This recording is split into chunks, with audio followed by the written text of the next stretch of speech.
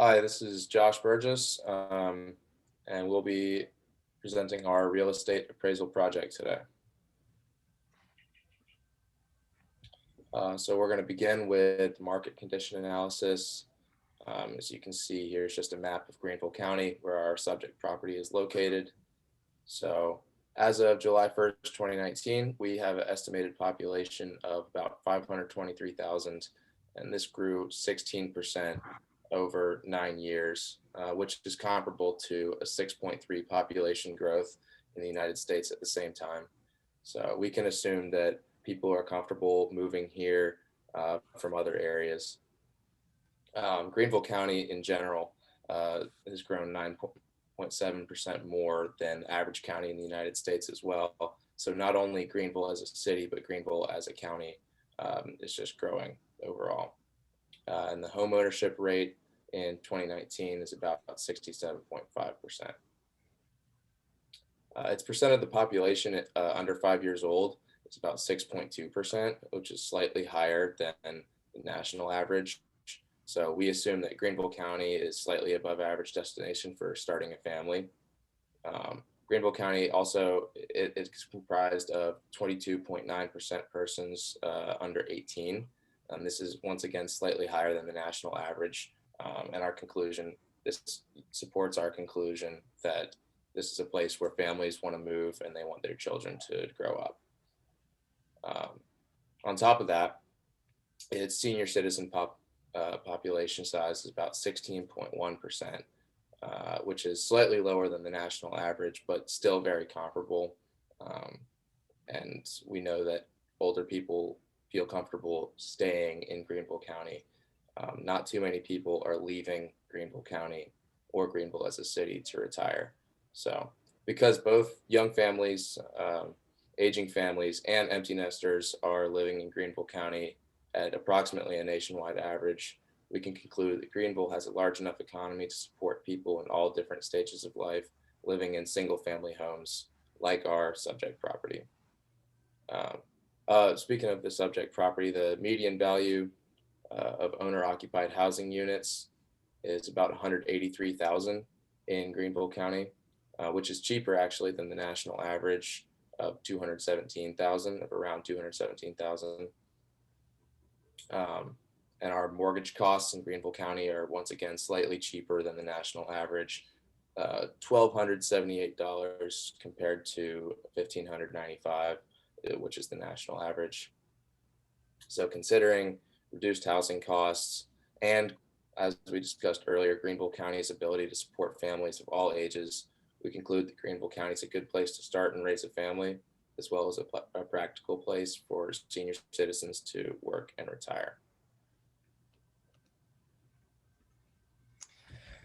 So the image on the right is the front of our subject property. It is 3 Rocky Ford Court in Greenville County.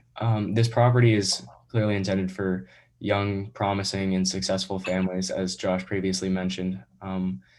It's a great place to start a family, with those rates being a little bit higher than the national average for young children.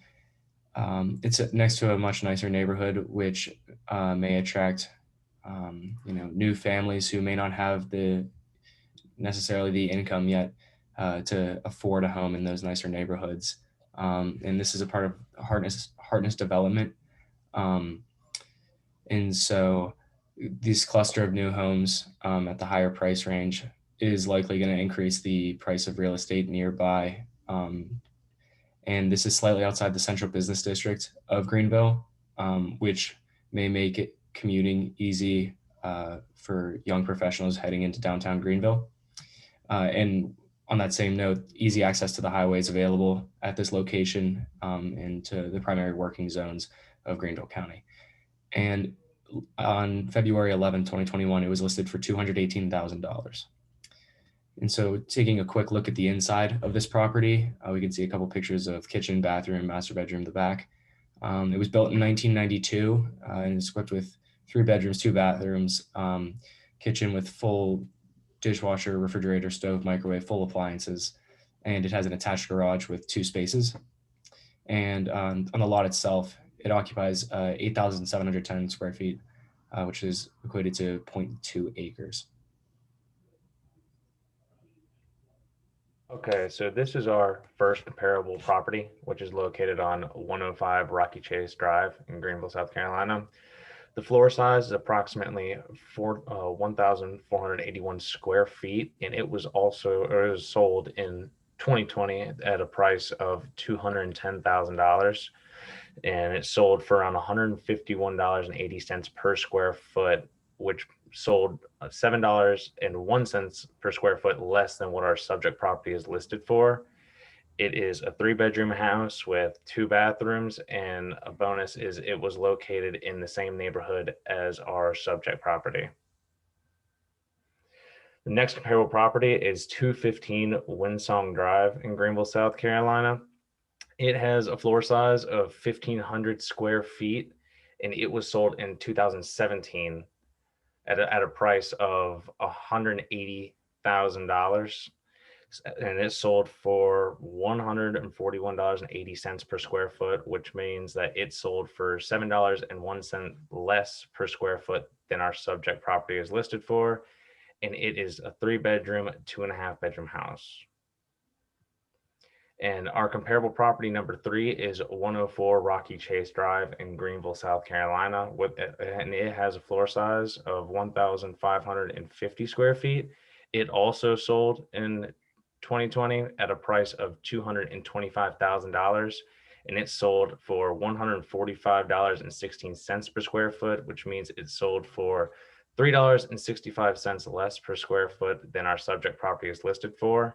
It is also 3 bedrooms and 2.5 bathrooms, and once again, it is also in the same neighborhood as our subject property. This is our 4th comparable property. It's located at 316 Mitchell Road in Greenville, South Carolina.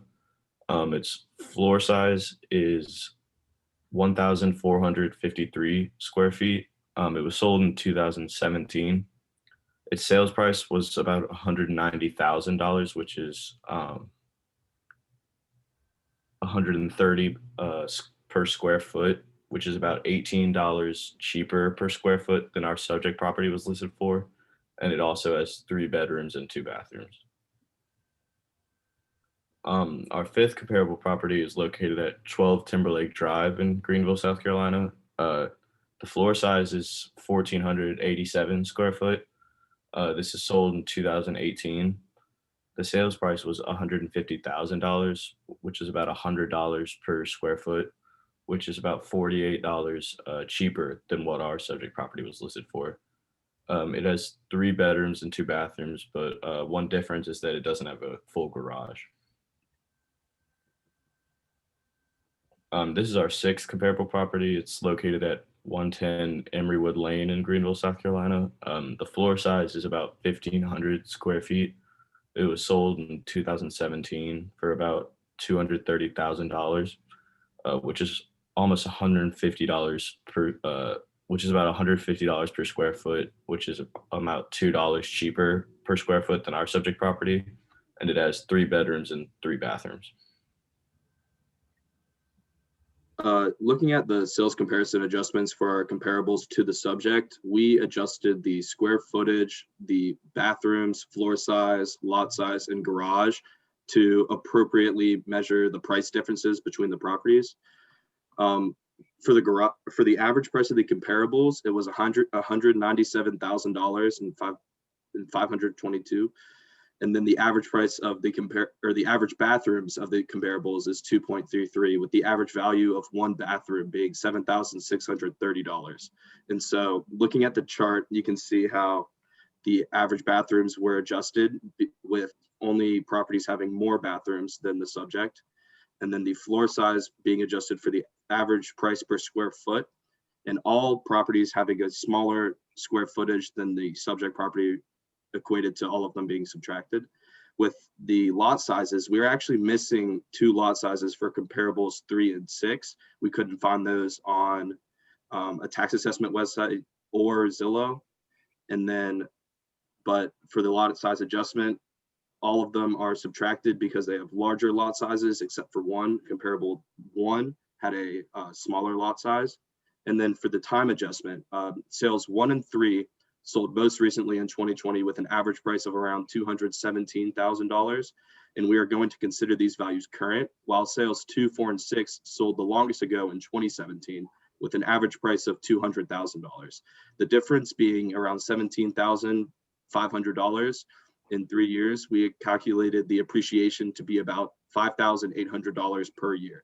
This difference created, with sale 5 occurring in 2018, it was at $150,000.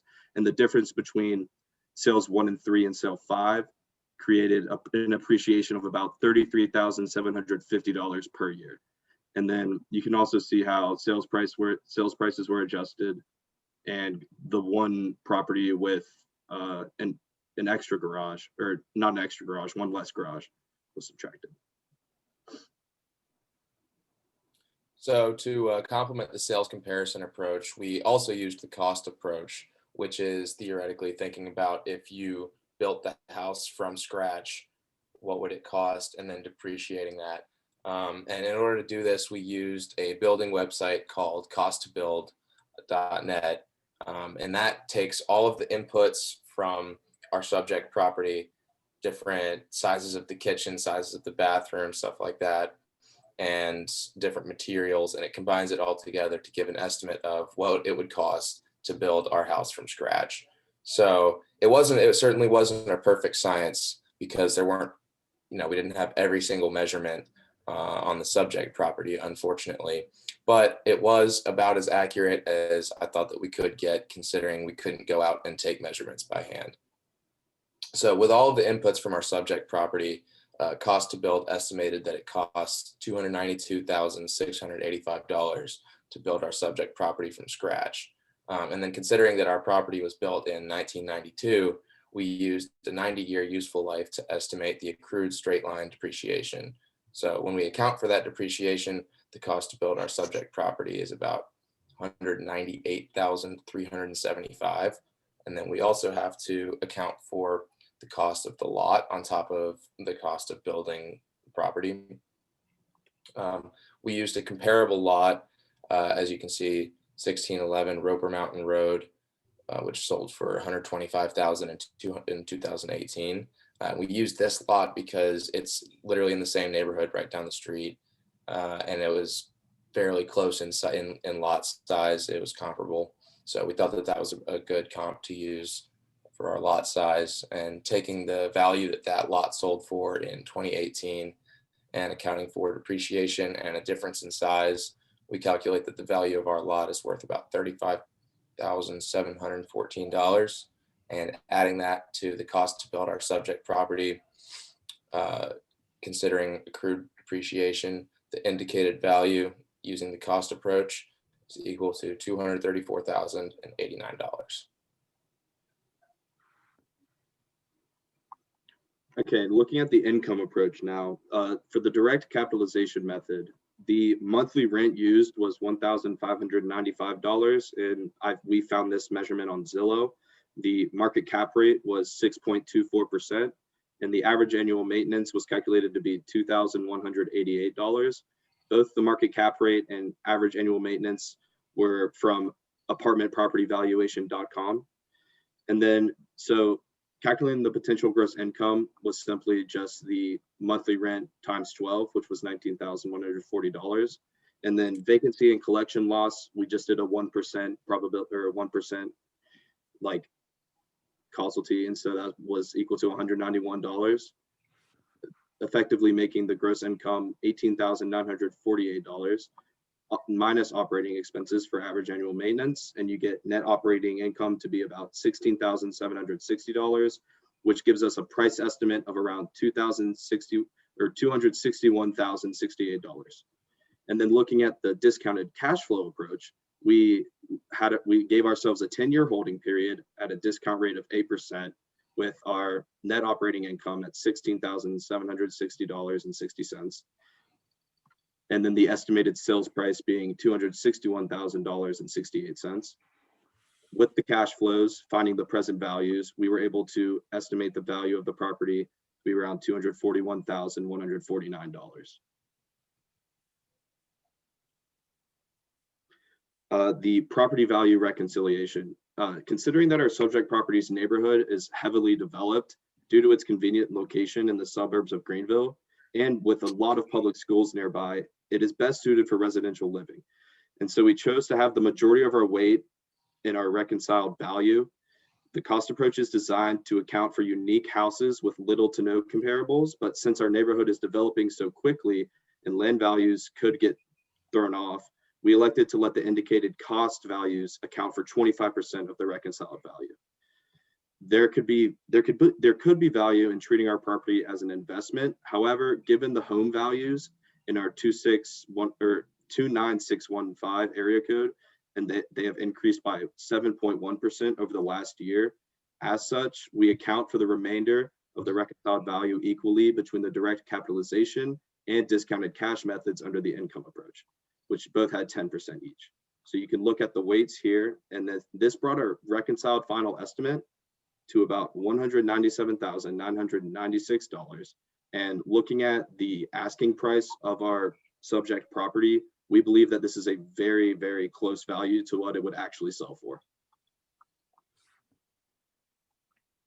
So although the market was not affected nearly as much as the 2008 crash, there has been some effects this previous fall.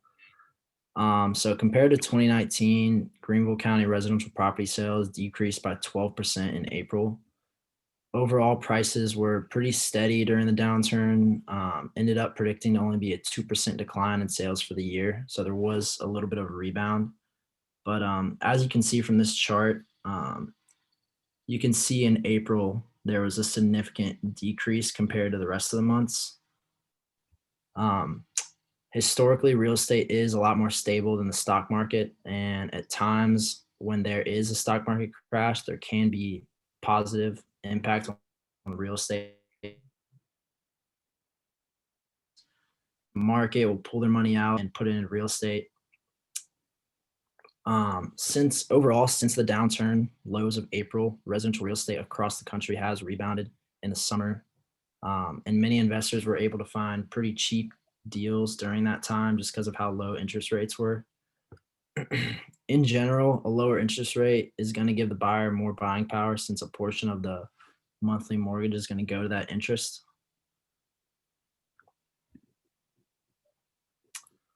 And overall, job losses have significantly made it a lot harder on home buyers, especially during the lowest of times during it, which definitely decreased home sales. There's definitely been growth since then. Mid-range homes seem to have done the best, kind of showing how the middle class, a lot of white collar professions can kind of just work from home and keep doing what they're doing. Renters in hospitality and customer service industries, like waiters, people working in restaurants, hotels, things like that, have definitely placed a strain on markets with that class being majority renters. So overall for our report, we think our strong suits were definitely comparable properties used in various relevant areas. Relevant data surrounding COVID-19 used to explain movements in the new listings.